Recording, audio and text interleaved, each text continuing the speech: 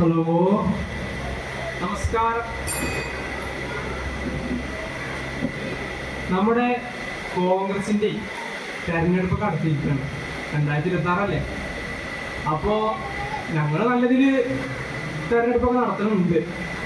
പക്ഷെ എന്നാലും ഇടങ്കോലിടാൻ കുറെ എണ്ണം വരുമല്ലോ. കമ്മ്യൂണിസ്റ്റുകാരൊക്കെ അതിന്റെ മെയിൻ ആൾക്കാരാണെന്നാ പറഞ്ഞത്. ഓല് പറയണത് മാങ്കോട്ടത്തിൽ പെൺകൂട്ടത്തിൽ നിന്നാണ്.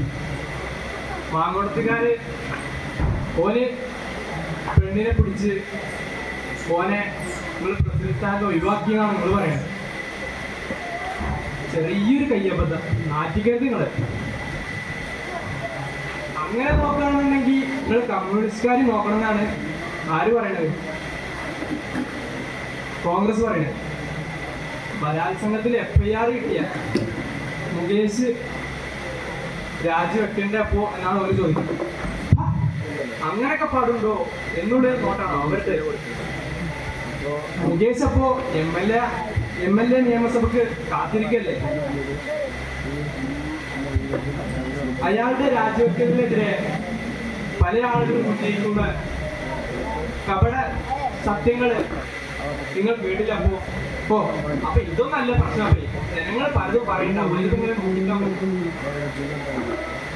അയാള് തെറ്റുകാരനല്ലെങ്കിൽ പിന്നെ നിങ്ങൾ എന്തിനാ പ്രസിഡന്റ് സാറിന് അവരെ ഒഴിവാക്കിയെന്നാണ് പോലെ. VT സതീശൻ പറയുന്നത് ഓനെ അവിടെ അടുപ്പിക്കുന്ന വേണം. എന്താ പഠിപ്പിച്ചത്? ഓനെയും കൂടെ ഒരു ഉപകാരം നമുക്കുണ്ടേ. ചിലവര് പറയണത് നമുക്ക് അടുപ്പിക്കാം. എന്താ ഓനെ നമ്മളിൽപ്പെട്ട ഒരാളല്ലേ? BJP ആൾക്കാർ തന്നെയാണ്. എന്റെ രാജ്യത്തിന്റെ ഓരോ വിലയും ഓരോ വോട്ടും നമ്മുടെ സുരേഷ് ഗോപി പറയുന്നത് നമ്മൾ കേൾക്കുന്നത്. എന്നെ കുറിച്ച് വായിച്ചാൽ പോരാ, നിങ്ങൾ പഠിക്കണം എന്ന് അദ്ദേഹം മനഃപൂർവ്വം എടുത്തു പറയുന്നു. അദ്ദേഹം പറയുന്നത് എന്റെ സഭയ്ക്ക്, എന്റെ രാജ്യത്തിന്റെ ഒരു നിലക്കുള്ള എതിർപക്ഷവും ഞാൻ കാണിക്കുകയില്ല.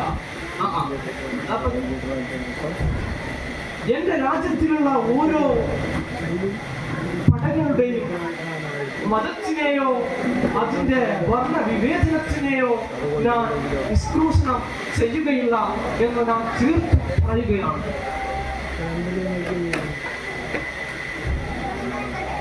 BJP-ക്കാരുടെ കാര്യം നോക്കുകയാണെന്നുണ്ടെങ്കിൽ അവരുടെ MP ഉണ്ടായിരുന്നു. ഗുസ്തിയില് പഠിക്കാൻ വന്ന പെണ്ണുങ്ങളെ കയറി പിടിക്കാന്നോ, കയറി എന്തൊക്കെ കാട്ടിയെന്നോ, അങ്ങനെ എന്തൊക്കെ, അതൊന്നും ഓർക്ക് ഓർക്കാൻ നേരല്ല. ഓല് പറയണത് എടാ രാജേഷിന്റെ വീട്ടിൽ ഒരു 50 ആൾ വീട്ടിൽ, പിന്നെ ആ ഉള്ള പേരല്ലേ, ഓലെ പേരിന് ഒരു 5 ആളെ പേരില് അടിച്ചു ചേർത്തിക്കാം. അപ്പൊ എത്ര ഉള്ളൂ? നന്ദിയുണ്ടേ. അസ്സലാമു അലൈക്കും.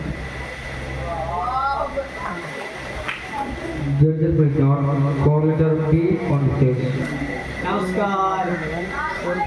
ഞാനേ വരുമ്പോഴേ ഒരു ചാണകമായി അത് കഴുകാൻ വേണ്ടി നോക്കിയപ്പോ വെള്ളത്തിന്റെ പേരില് പവേഡ് ബൈ ഭാരത സർക്കാർ. അപ്പോഴാണ് എനിക്ക് സരസ്വതി ചേച്ചിയുടെ പ്രസംഗം ഓർമ്മ വന്നത്. ഗ്യാസ്, വെള്ളം, ടോയ്ലറ്റ് ഇതെല്ലാം നമ്മൾ സ്ത്രീകൾക്ക് വേണ്ടി മോദിജി ഉണ്ടാക്കിയിട്ടുള്ളതാണ്. മോദിജി വന്നതിൻ്റെ ശേഷം ധാരാളം മാറ്റങ്ങൾ ഇന്ത്യയിലുണ്ടായി. ഉള്ളിശ്ശേരിയുടെ പ്രഖ്യാപനം. നമ്മുടെ സർക്കാർ ഫ്രീ ആയി മരുന്ന് കൊടുക്കുന്നു, അത് കൊടുക്കുന്നു, ഇത് കൊടുക്കുന്നു. കേരളത്തിന് പുറത്തു പോയി തൊക്കിട്ട് പോയാൽ കൊലപാതകം. ബീഫ് തിന്നാ അപ്പൊ തല പോകും.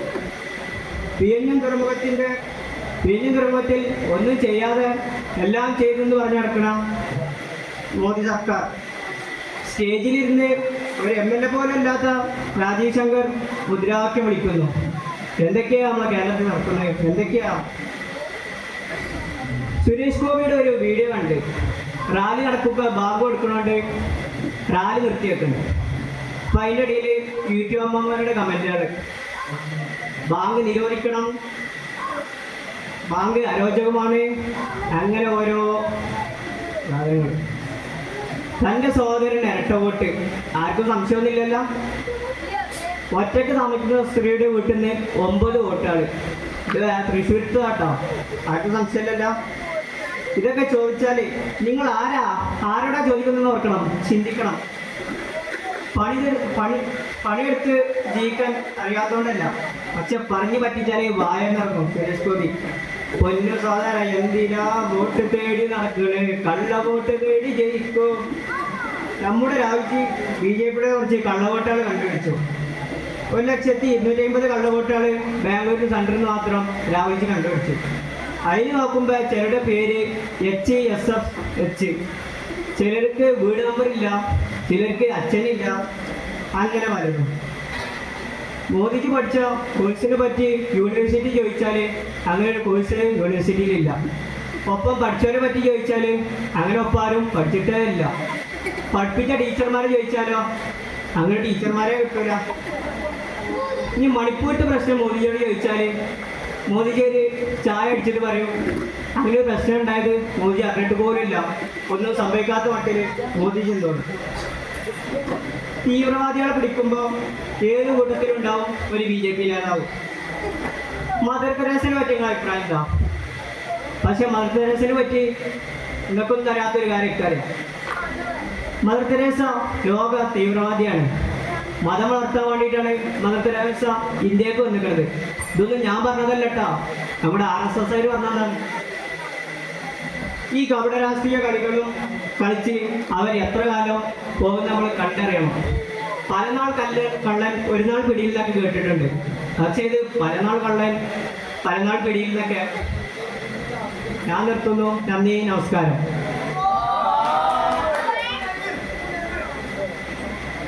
അസ്സലാമു അലൈക്കും. നമസ്കാരം.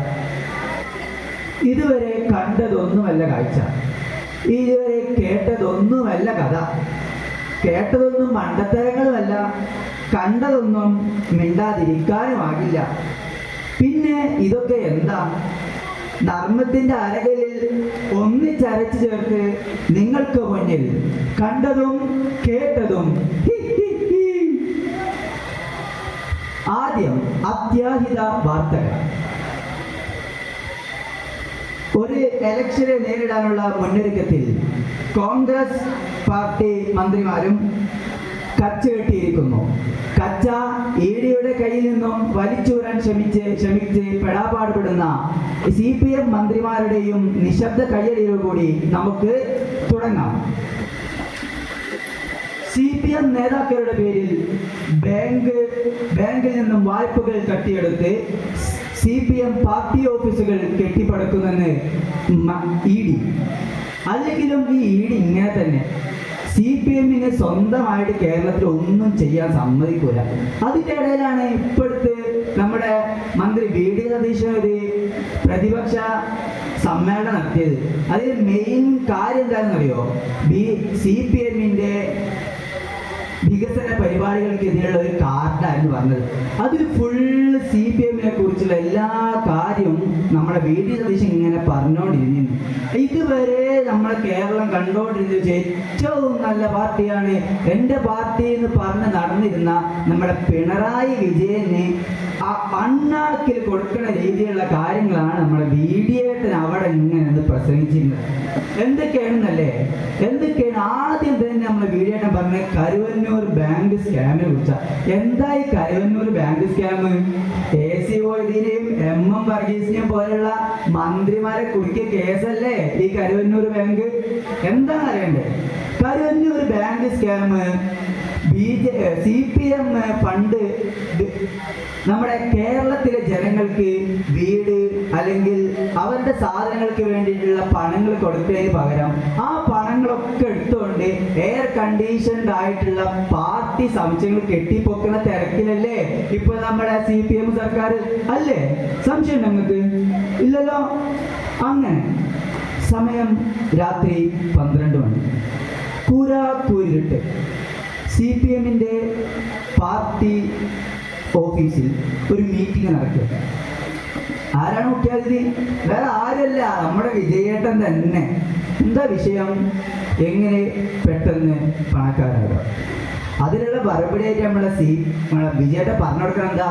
എല്ലാവരും CPM വോട്ട് ചെയ്യൂ, CPM മന്ത്രിമാരാകൂ, നിങ്ങൾക്ക് പെട്ടെന്ന് പണക്കാരും പ്രഭുക്കളുമാകാം. അപ്പൊ ഇതിനെതിരെ കുറച്ച് ആൾക്കാർ കുറച്ച് ചോദ്യം ചോദിച്ചിരുന്നു. എന്താ ചോദിച്ചത്? അല്ല, ഈ മന്ത്രിമാരൊക്കെ എങ്ങനെ ഇത്ര പെട്ടെന്ന് ഇങ്ങനെ ഹൈ റേഞ്ച് ലെവലിൽ എത്തിയത്?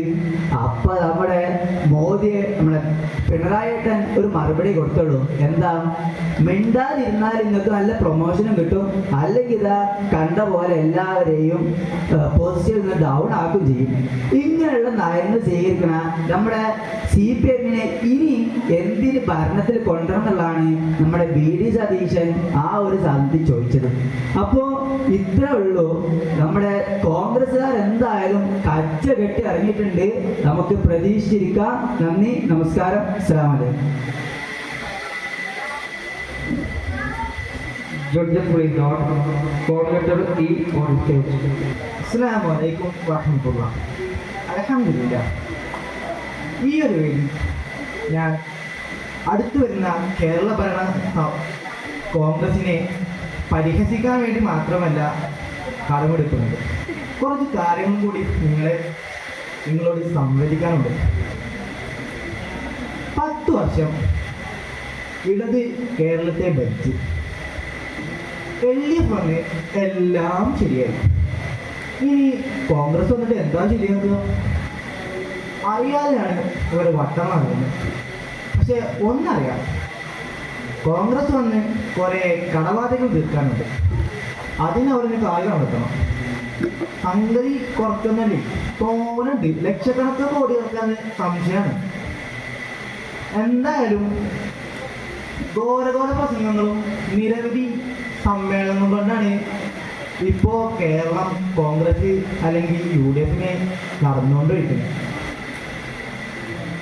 വരുന്നൊരു തലമുറ എങ്ങനെ കാണും വോട്ടിനെ എന്നാണ് ആലോചിക്കുന്നത്. ചില MLA-മാരൊക്കെ പറയുന്നത് വോട്ടിന് മുമ്പേ കിറ്റ് കൊടുക്കണം എന്നാണ്. ഒരു പ്രാവശ്യം അങ്ങനെയാണ് തെളിയം ജയിച്ചെന്ന് പറയുന്നുണ്ട്, അറിയില്ല.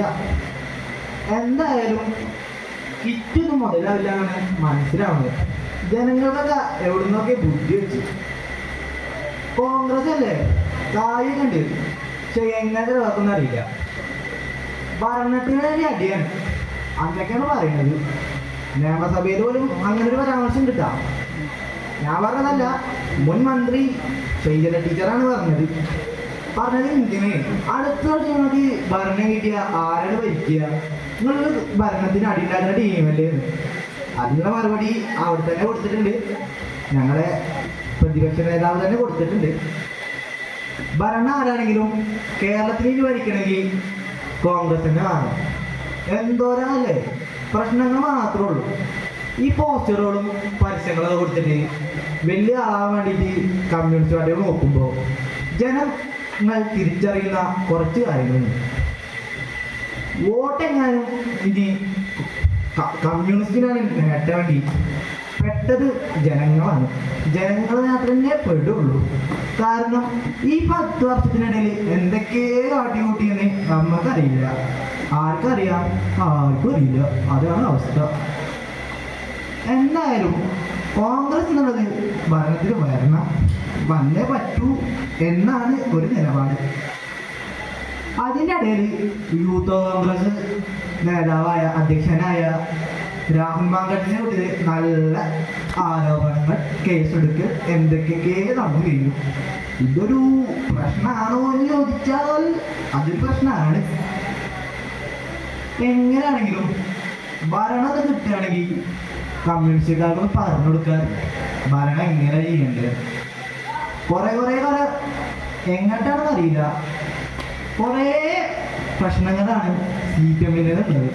അതിനൊക്കെ മറുപടി കൊടുക്കണമെങ്കിൽ പാർട്ടി ഒന്ന് ഒത്തുചേർന്ന് അടിയില്ലാതെ, ഭരണത്തിന് അടിയില്ലാതെ ഭരിക്കാനുള്ള അവസരങ്ങൾ ഉണ്ടാക്കണം. ഇത്രയും പറഞ്ഞിട്ട് ഞാൻ നിർത്തുന്നു. അസ്സലാമു അലൈക്കും. Judges please note, call letter F on stage. हमारे नूरुल हिदाയ വാസിയോ, എന്തായാലും ഈ വേദി എനിക്ക് വളരെ ഇഷ്ടപ്പെട്ടിട്ടുണ്ട്. നമ്മുടെ കാവ്യനിറമാണല്ലോ പിന്നിലുള്ളത്. പക്ഷേ പിന്നിലുള്ള എൻ്റെ ഈ ഔറംഗാബാദ് എന്നുള്ള പേര് എനിക്ക് തീരെ ഇഷ്ടപ്പെട്ടിട്ടില്ല കേട്ടോ. കാരണം ഈ സൗത്ത് ഇന്ത്യ ഭാഗത്തൊക്കെ ഏറ്റവും കൂടുതൽ ഇല്ലായ്മകളോടെ ഭരിച്ചൊരു രാജാവാണല്ലോ അദ്ദേഹം.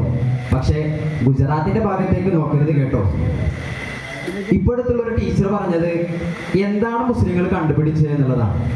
ഇദ്ദേഹം ടീച്ചറായിട്ട് പോലും പുസ്തകം മറിച്ചു നോക്കാത്ത രീതിയിലുള്ള പ്രസ്താവനകളാണ് അവരൊക്കെ നടത്തുന്നത്. പക്ഷേ നമ്മുടെ ഇന്ത്യയുടെ പ്രൈം അസറ്റായിട്ടുള്ള മോദിജി പറയുന്നത് എന്താണെന്നറിയും, 70 വയസ്സായാലും വാർദ്ധക്യം അദ്ദേഹത്തിന് യാതൊരുവിധ പ്രയാസവും നൽകിയിട്ടില്ല എന്നുള്ളതാണ്. നമുക്ക് നമ്മുടെ കൂടെ ഉള്ളത് പണം ഉണ്ട് എന്നുള്ള ഒരൊറ്റ കാര്യമാണ്. സന്ദീപ് പോയാലും വേറെ കുറേ വല്യമ്മമാർ നമ്മുടെ കൂടെ ഉണ്ടാവും. കാരണം നമ്മുടെ കൂടെ 500-ൻ്റെയും 100-ൻ്റെയും കുറേ നോട്ടുകൾ ഉണ്ടല്ലോ. ഇനി സ്കൂളിൻ്റെ അകത്ത് മൈ പാടില്ല എന്നുള്ളത് എല്ലാവർക്കും അറിയുന്ന ഒരു കാര്യമാണ്. ഇന്ത്യയുടെ പതാക നമ്മൾ നെഞ്ചിലേറ്റണം. ആരാണ് ഈ പറയുന്നത്? നിയമസഭയിൽ ഭാരതാംബയുടെ ചിത്രം വെച്ചിട്ട് കാവ്യ നിറമുള്ള ചിത്രവും വെച്ച് പരിപാടി നടത്തിയ കൂട്ടരാണ് ഈ പറയുന്നത്. നമ്മുടെ ഫലസ്തീൻ്റെ കൊടിയൊന്നും ഈ സ്കൂളുകളിൽ പാടില്ല കേട്ടോ എന്നുള്ളത്.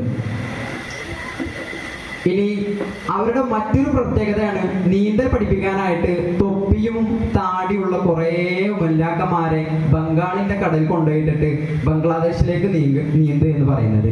എന്തൊരു നീന്തൽ പഠിപ്പിക്കലാണല്ലേ. കുട്ടികളടക്കം പറയുന്നത് സാർ ഞാൻ TV-യിൽ അങ്ങനെ കണ്ടിട്ടുണ്ട് എന്നുള്ളതാണ്. തിരിച്ചുള്ള മോദിയുടെ ഉത്തരത്തിൽ പറയുന്നതോ എന്താണ് നീ കണ്ടത്?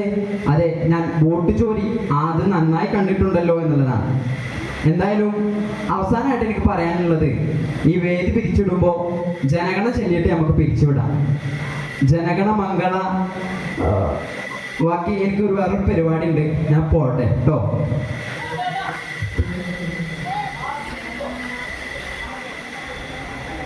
കുട്ടികൾ ഉഷാറായിട്ടില്ലേ? പിന്നെന്താ ഉറപ്പല്ലേ? Kerala sir, India sir, 100% literacy. എല്ലായിടത്തും പറയണത് ലിറ്ററസി വർദ്ധിച്ചിട്ടുണ്ട്. എന്നാ പഠിപ്പിച്ചിട്ട് തന്നെയാണോ അതോ കൂട്ടിക്കൊടുത്തതോ? 1996 ആശാമാരെ ആദ്യമായിട്ട് ഭരണത്തിൽ കയറുന്നത്. അങ്ങനെ തന്നെയല്ലേ? അവിടുന്ന് കിട്ടി 2 വർഷം കഷ്ടിച്ച് ഭരിച്ചു എന്ന് പറയുന്നുണ്ട്. പക്ഷെ നടന്നിട്ടുണ്ടോ അറിയില്ല. അങ്ങനെ പോട്ടെ. ഭാരതീയ ജനതാ പാർട്ടി, ഭാരതീയ ജനതയ്ക്ക് പാര വെക്കും പാർട്ടി അല്ലേ? അങ്ങനെ തന്നെയല്ലേ? ഭാരതീയ ജനത 2002 നടന്ന ഗുജറാത്ത് കലാപം മറന്നിട്ടുണ്ടാവില്ലേ? പുറത്തു പറഞ്ഞ ബാക്കിയൊരു പ്രശ്നമല്ലേ? കഴുത്ത് മോണി കേസ്. BJP-ക്കാര് എന്താ ആൾക്കാരുടെ ഭയങ്കര പഠിപ്പല്ലേ? മതേതര രാഷ്ട്രീയം എന്ന് പറഞ്ഞ് നടക്കുന്നില്ലേ? പിന്നെന്താ മതേതര രാഷ്ട്രീയമാണ്. മതങ്ങളെ ഇതരമാക്കി നല്ല രീതിയിൽ രാഷ്ട്രീയം നടക്കുന്നില്ലേ? ഉറപ്പില്ലേ? അപ്പൊ മതേതര രാഷ്ട്രീയം തന്നെയല്ലേ? 2014 സുസ്ഥിരമായ ഭരണം തുടങ്ങി ഇന്ന് നിലനിൽക്കുന്ന നമ്മുടെ പാർട്ടി ഉഷാറായി പോകുന്നുണ്ട്. അന്ന് 1996 2 MP-മാര് പാർലമെന്റ് ഉണ്ടെങ്കിൽ ഈ സാൽ 4 साल MP होगा. ഇല്ല, എന്ത് 400 MP-മാരോ? എവിടെ? പാർലമെന്റിലേ ഉണ്ടാവിക്കാറില്ലേ? അല്ല, കണക്കൂട്ടിലൊന്നും ശരിയാണല്ലോ. അതിൻ്റെ കണക്കൂട്ടിൽ കൃത്യമായിട്ട് പറയുന്നുണ്ടല്ലോ ബഡ്ജറ്റ് കാര്യങ്ങൾ. ഉണ്ട്, കൂട്ടിലുണ്ട്. പക്ഷെ കുറച്ച് പറയുന്നുണ്ട്. കൂട്ടലും കുറയ്ക്കലും നടക്കുന്നുണ്ട്. പക്ഷെ ജനങ്ങൾക്ക് മനസ്സിലാവില്ല സംഭവം എന്താണ് നടക്കുന്നത്. അല്ല, നമ്മളിപ്പോൾ അങ്ങോട്ടും കൂടി പറഞ്ഞല്ലോ BJP എന്തൊക്കെയാ കാട്ടിയിരുന്നു. ഇജ്ജ് പറഞ്ഞില്ലേ BJP എന്തൊക്കെയാ കാട്ടിയിരുന്നു? ഞാനും പറഞ്ഞു BJP എന്തൊക്കെയാ കാട്ടിയിരുന്നു. അത്രേ ഉള്ളൂ. പിന്നെ നേരത്തെ പറഞ്ഞ പോലെ അതൊക്കെ ഉള്ളതാണോ എന്നില്ലെന്ന് നമുക്ക് എന്ത് ചെയ്യാം, പിന്നെ സംസാരിക്കാം. അസ്സലാമു അലൈക്കും വറഹ്മത്തുള്ളാഹി. അസ്സലാമു അലൈക്കും വറഹ്മത്തുള്ളാഹി തആല വബറകാതുഹു. നെറ്റ് ഇന്നലെ കഴിഞ്ഞു. ഒരു 29 രൂപ റീചാർജ് ചെയ്യട്ടെ.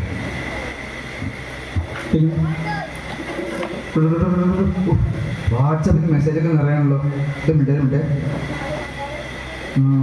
Congress core committee Satheesan removed Rahul. സംഭവം എന്താ? ഇത് സംഭവം പേടിക്കാനൊന്നുമില്ല. രാഹുലിൻ്റെ കുറച്ച് അലിസാക്ക് വിളിച്ച പരിപാടികൾ, വേറൊന്നുമില്ല കേട്ടോ. എൻ്റെ സംഭവമാക്കാനൊന്നുമില്ല. എന്തായാലും ഗ്രൂപ്പിൽ നിന്ന് റിമൂവ് ആക്കി. ഇതിനർത്ഥം നിങ്ങളുടെ ഹീറോ തോറ്റുപോയെന്നാണോ? അല്ലല്ല, അത് പഠിക്കണ്ട. എന്തായാലും വരാനുള്ള തെരഞ്ഞെടുപ്പ് കോൺഗ്രസ് ഒരു കൈ നോക്കും. നിങ്ങൾ പണിയൊന്നെടുക്കണ്ടേ. നമ്മളെ തലതൊട്ടപ്പനില്ലേ, ഊരി പിടിച്ച വാളിൻ്റെയും തോക്കിൻ്റെ ഇടയിൽ കൂടിയൊക്കെ പോയാറുണ്ടല്ലോ. മൂപ്പര് തന്നോളും. ഇത്രയും കാലം മൂപ്പർക്ക് ദൈവത്തിലൊന്നും വിശ്വാസമില്ല. പെട്ടെന്നൊരു ദിവസം രാത്രി ഉറക്കത്തില്ലാണെന്ന് പറയുന്നു, അടുത്ത ഭരണം നിങ്ങൾക്ക് കിട്ടണമെങ്കിൽ അയ്യപ്പ വിളക്ക് നടത്തണം. അതെ, അയ്യപ്പ വിളക്ക് നടത്തണം. പിറ്റേ ദിവസം രാവിലെ മീറ്റിംഗ് കൂടുന്നു. നമുക്കുടനെ ഭക്തിയൊക്കെ തുടങ്ങണം. രാവിലെ എണീക്കണം, പൂജ നടത്തണം, അയ്യപ്പ വിളക്ക് നടത്തണം. പെട്ടെന്ന് വിശ്വാസിയായി മാറാൻ. എന്തായാലും മുഖ്യൻ്റെ പരിപാടിയൊക്കെ കൊള്ളാം. കുറച്ചു കാലം ദൈവമൊന്നും ഇല്ലായിരുന്നു. 9 വർഷം ദൈവം ഇല്ലാത്ത ആള് 10-ാം വർഷം ദൈവം വന്നു. പിന്നെ കുറേ കടം നമ്മുടെ മെയിൻ ആണല്ലോ. നമ്മളിങ്ങനെ വാങ്ങിക്കൂട്ടും, അടുത്ത കൊടുക്കും. UDFിൻ്റെ തലയിൽ നിങ്ങൾ കുറച്ചൊക്കെ പണിയെടുത്ത് കടമൊക്കെ വീട്ട് 5-6 വർഷം കടം വീട്ടുമ്പോഴത്തേക്കും കുറച്ചൊക്കെ കിറ്റൊക്കെ കൊടുത്ത് ഇടയിൽ കൂടെ കുറച്ച് പരിപാടിയൊക്കെ നടത്തിയിട്ട് ഞങ്ങൾ അടുത്ത ഭരണത്തിൽ കയറിക്കോളാം. പേടിക്കണ്ട. നിലമ്പൂർ എന്തുണ്ടായി? കുറച്ച് പ്രതീക്ഷയൊക്കെ വന്നാണല്ലോ. സ്വരാജ് ഞങ്ങളെ മെയിനായിരുന്നു കേട്ടോ. എന്താ പറ്റിയെന്നറിയില്ല, ഇതൊരു സംഭവിച്ചെന്നറിയില്ല. എന്നാലും ഷൗക്കത്ത് എന്തൊക്കെ പണി പറ്റിച്ചു. നിങ്ങൾ BJPയോടെ ചേർന്ന് വോട്ടെല്ലാം മുക്കിയായിരുന്നു. BJP അങ്ങ് കുറെ പ്രശ്നമൊക്കെ ഉണ്ടായിരുന്നു. അവിടെ അങ്ങ് ഡൽഹിയിൽ അവഞ്ചേഴ്സിൽ നിന്ന് വിരമിച്ച താനോസ് മുസ്ലിമായിട്ട് അബ്ദുറഹ്മാൻ താനോസിന്റെ പേരിട്ടിട്ട് ഡൽഹിയിൽ ചായക്കട എടുത്താണ്. കുറെ വോട്ടൊക്കെ ഉണ്ടായിരുന്നു. അങ്ങനെ 1 ലക്ഷം വോട്ടൊക്കെ അവിടെ പോയി. പിന്നെ അങ്ങനെ വല്ലതും ഷൗക്കത്ത് എന്തെങ്കിലും പണി എടുത്തോ? എന്തായാലും അറിയില്ല. പിന്നെ സന്ദീപ് അറിയില്ലേ, മതം മാറിയ പോലെയാണ് നമുക്ക് നേരെ കോൺഗ്രസിലോട്ട് വന്നത്. മൂപ്പരെന്താ പറഞ്ഞത്? ഹിന്ദുക്കളെ കൂട്ടത്തില് മുനാഫിക്കാണ് പിണറായി വിജയൻ. അയ്യോ, ഇതൊക്കെ എന്ത് രസം! ഇതൊക്കെ ഇങ്ങനെ ഓരോ കരച്ചിലെ കേൾക്കാനും നമുക്ക് രസം. പിന്നെ കുറച്ച് വോട്ടിനും 4 സീറ്റിനും വേണ്ടി എന്ത് നെറുകയാണ് ഞങ്ങൾ കാണിക്കുമെന്നാണോ? ഞങ്ങളുടെ പാർട്ടി അങ്ങനെയൊന്നുമല്ല, അന്തസ്സുള്ള പാർട്ടിയാണ്. അന്തസ് പഠിപ്പിക്കുന്ന ശിവൻകുട്ടി ആരെ സതീശിനെ കുറ്റം പറയുന്നു. കുറച്ചൊക്കെ മാന്യതൊക്കെ വേണമെന്ന് ആരെ പറയുന്നത്? മാന്യത. നിയമസഭയിൽ കയറിയിട്ട് തുണി പൊക്കി കാണിച്ച ആളാ പറയുന്നത് മാന്യത. എന്തോന്നല്ല ഇതൊക്കെ? എന്തൊക്കെയാ കൊച്ചു കേരളത്തിൽ നടക്കുന്നത്? എന്തൊക്കെയാ ഇതൊക്കെ? എനിക്കറിയാൻ വയ്യ. പിന്നെ ആരോഗ്യവകുപ്പ് കോൺഗ്രസ് വന്നിട്ട് 4 മെഡിക്കൽ കോളേജ് ഉണ്ടെന്ന് പറയുന്നുണ്ട്. ആ സമയത്ത് വീണ ജോർജ് പറയുന്നുണ്ട് പിന്നെ ജില്ലാ ആശുപത്രിയൊക്കെ പേര് മാറ്റിയിട്ടും പിന്നെ മെഡിക്കൽ കോളേജ് പോയപ്പോൾ നിങ്ങൾ വേണം. അയ്യേ, അതുപോലെ കാര്യമൊന്നുമില്ലല്ലോ. സതീശൻ മാസം കാണിച്ചിട്ട് പറയാണ്, ഈ മെഡിക്കൽ കോളേജ് എന്നുള്ളത് ഇന്ത്യൻ കൗൺസിൽ ചുമ്മാ കൊടുക്കൊന്നുമില്ല. ഇന്ത്യൻ മെഡിക്കൽ കൗൺസിലേ വെറുതെ തരുമൊന്നുമില്ല. അതിനെ കുറച്ച് ഗഡ്സ് ഒക്കെ വേണം. കുറച്ചൊക്കെ മാസമായിരുന്നു കേട്ടോ സതീശൻ. ഇനിയിപ്പം അതൊന്നല്ല പ്രശ്നം. ഇതൊക്കെ ജയിച്ചാൽ ഇപ്പം ആരായിരിക്കും മുഖ്യമന്ത്രി ആവുക? എന്തെങ്കിലും ഒരു പരിപാടി വന്നു കഴിഞ്ഞാൽ നമ്മൾ പറയുന്നത് കൈപ്പത്തി കേട്ടോ. ഫോട്ടോ എടുക്കാൻ അടിയാണ്. എനിക്ക് വേണം പത്രത്തിൽ ഞാൻ കയറും, പത്രത്തിൽ ഞാൻ കയറും. നിങ്ങൾ ആരെങ്കിലൊക്കെ തീരുമാനമാക്കി. എന്തായാലും നല്ല ഭരണം വന്നാൽ മതി. അടുത്ത ഭരണത്തിന് UDF വരാണെങ്കിൽ ജനങ്ങൾക്ക് UDF വരും, നല്ലത് ചെയ്യും എന്നൊന്നും പറയരുത്. എന്തെങ്കിലുമൊക്കെ നല്ലത് ചെയ്ത് ജീവിച്ച് കിറ്റൊന്നും കൊടുത്ത് എന്തെങ്കിലുമൊക്കെ ചെയ്ത് ഞങ്ങളും നല്ലോണം ജീവിച്ചു പോട്ടെ. കുറച്ചുകൂടെ അല്ലേ ലോകം ഉള്ളൂ. ലോകം കഴിപ്പ് അവസാനിക്കും. അതിന് മുമ്പ് UDFിൻ്റെ ഒരു ഭരണമോ രാഹുൽ ഗാന്ധി ഒരു പ്രസിഡന്റ് ആവലെ കണ്ടിട്ട്. പിന്നെ പ്രശ്നം എന്താ വെച്ചാൽ ഇപ്പോഴും ഈ കിളവൻ ഭരണമൊന്നും മാറിയിട്ടില്ല. വയസ്സായവർക്ക് മാത്രം സ്ഥാനം എല്ലാവർക്കൊക്കെ കൊടുക്കേ. എന്തായാലും ജയ് ഹിന്ദ്. അസ്സലാമു അലൈക്കും.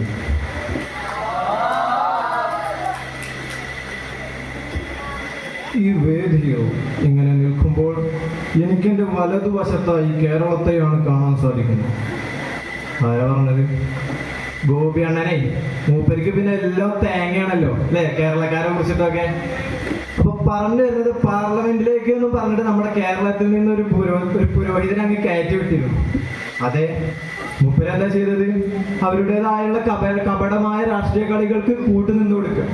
മൂപ്പരന്ന് കേറി അല്പ ദിവസത്തിന് ശേഷം തന്നെ കേരളത്തിൽ നിന്ന് ഒരു ബ്ലോക്ക് ബസ്റ്റർ സിനിമ അങ്ങ് റിലീസാവുകയാണ്. ഏതിനെ കുറിച്ചാ പറഞ്ഞത്? എമ്പുരാനെ. അത് ഇറങ്ങി ഉടനെ കട്ട് കട്ട് കട്ട് കട്ട് ഒരു 51 കട്ടാ. എന്ത് വാട്ട് ഈസ് റോങ്?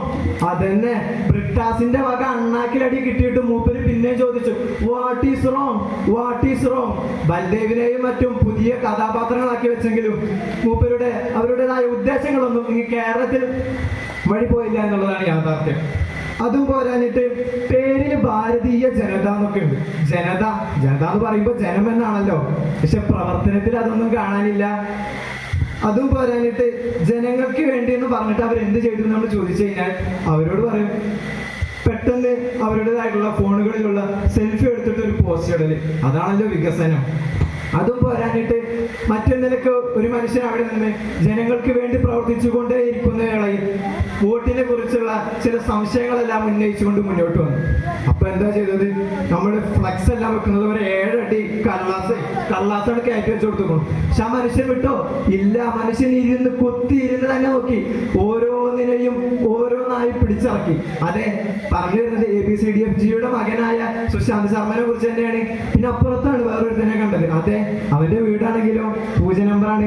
അപ്പൊ അപ്പുറത്തൊന്നും വീടുണ്ടോ? ഉണ്ട്, 0 നമ്പർ, ഡബിൾ 0, മാറ്റം ഉണ്ടല്ലോ. അതും പോരാനിട്ട് ഇവര് സോഷ്യൽ മീഡിയ പറയുന്നത് ന്യൂ ഇന്ത്യ, നയേ ഭാരത്. അതെ, പുതിയ ഇന്ത്യ തന്നെയാണ്.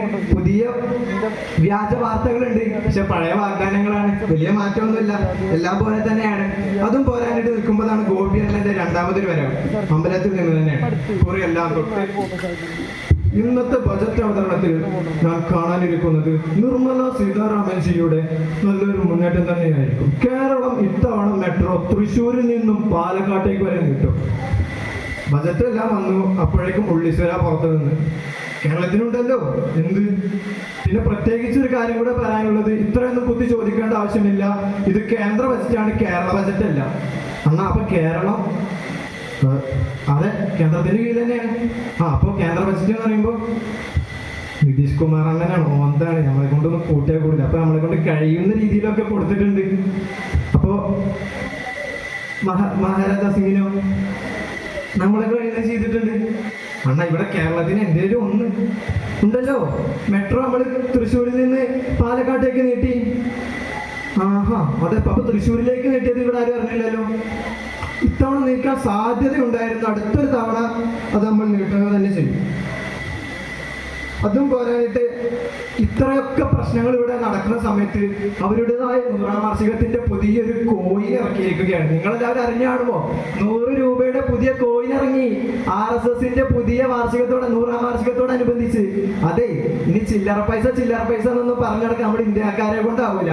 അപ്പൊ ചില്ലറ പൈസ എല്ലാം എടുത്തു കൊടുക്കുമ്പോ നല്ല രീതിയിൽ നല്ല ഉദ്ദേശത്തോടു കൂടി തന്നെ എത്ര ചെറുതാണെങ്കിലും വലുതാണെങ്കിലും അങ്ങ് കൊടുക്കുക.